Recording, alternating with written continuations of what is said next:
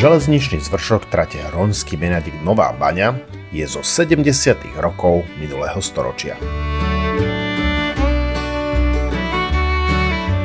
Trať sa postupne elektrifikovala, po trati začalo prechádzať viac vlakov a tak sa zvýšilo aj celkové zaťaženie.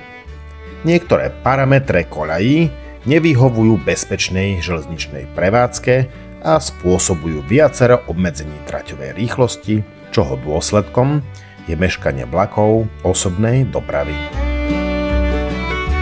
Komplexnou rekonštrukciou železničného zvršku a rekonštrukciou železničného spodku na úseku dlhom 11,2 km jednokoľajnej trate dôjde k zvýšeniu bezpečnosti a plynulosti železničnej dopravy, odstráneniu prechodných obmedzení traťovej rýchlosti, zníženie nákladov na údržbu železničného spodku a zvršku a taktiež zvýšeniu bezpečnosti cestujúcej verejnosti.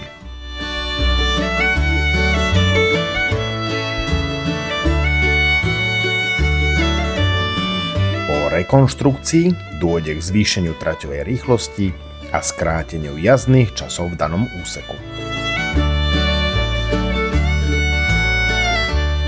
Optimalizáciou smerového vedenia a parametrov oblúkov trate sa zabezpečí zvýšenie traťovej rýchlosti a skrátenie jazdných časov.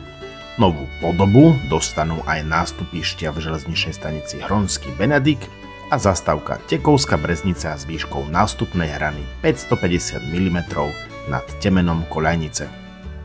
Úpravám podliehajú aj prístupy k nástupišťam či rekonštrukcia osvetlenia.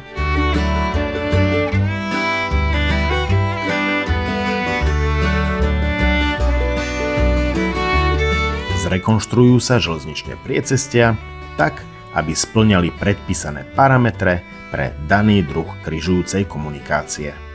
Opravia sa, prípadne zrekonštruujú či úplne prestávajú stavby železničného spodku, ako sú mosty, priepusty a zárubné múry.